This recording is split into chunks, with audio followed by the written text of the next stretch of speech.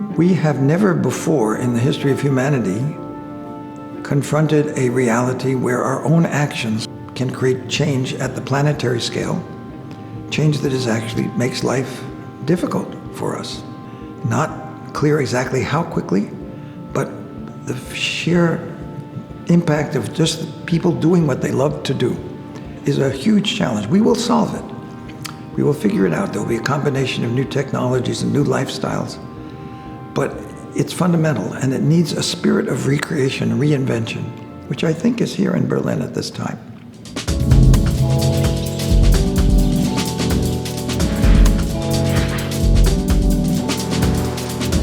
One of the interesting things about being in Berlin is realizing this is a city and a country taking its past very seriously, not ignoring it, believing that it has to be understood, and wanting to reinvent itself.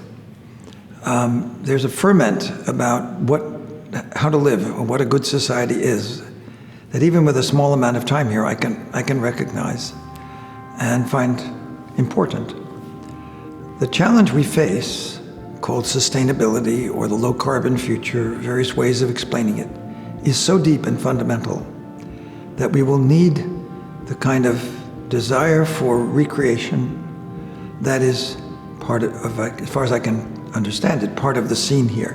When I think about a city, it is two things.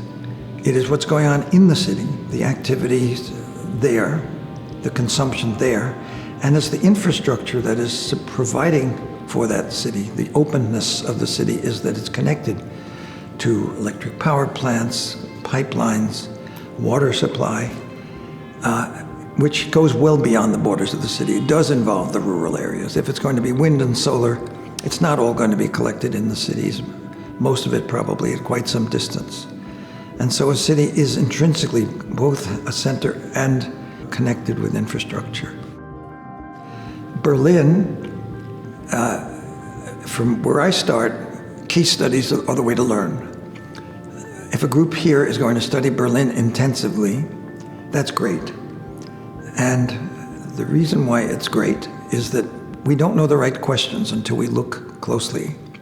If we knew the questions, we could do research anywhere, but it takes intensive study of a few places.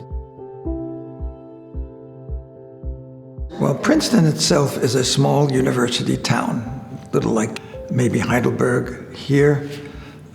So it's quite different from a big city. But social change in America in cities is very slow. There's so much embedded infrastructure, political compromises, that you don't have a sense that there's going to be the kinds of changes I think the world is going to need to see pioneered somewhere.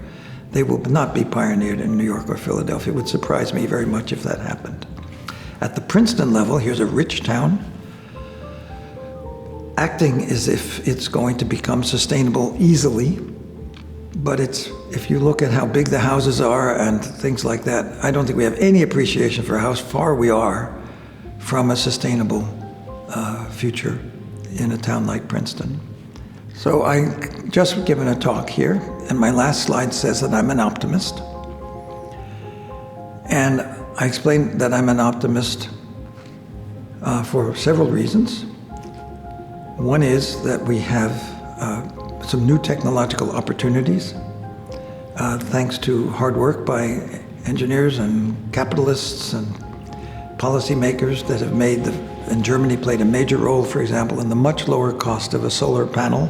And then we have the need for behavioral change, that we have younger people who are restless, as they've always been, but I think somehow it feels different, more determined, more connected. And their intense interest in making their world a better place than the ones that they are getting, and realizing that if they don't do anything, it won't happen. I feel that energy, felt it today. Is tremendously important. And I think the third is that we are understanding that this is a planetary challenge, that we have not previously had much of a sense of ourselves as citizens of the Earth. Planetarians is another word, and that is growing. Communications help that. The young people listen to the same music all over the world. it's going one step past nationalism. I'm saying that during a week in which horrible war is going on just not far from here to the east between Russia and Ukraine, which is about nationalism. It's about not thinking past the country scale. But what I hope is, this is the last of it. I didn't think we'd ever see something like this. It's totally inappropriate in a world which has to solve global problems.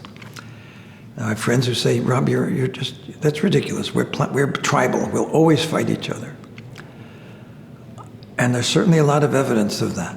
But I'd like to think that somewhere in this ferment about sustainability, we actually have a pressure to look at nationalism as a luxury we can't afford, and that we will actually do the kinds of thinking and feel the kind of emotional connection to each other that is at the planetary scale.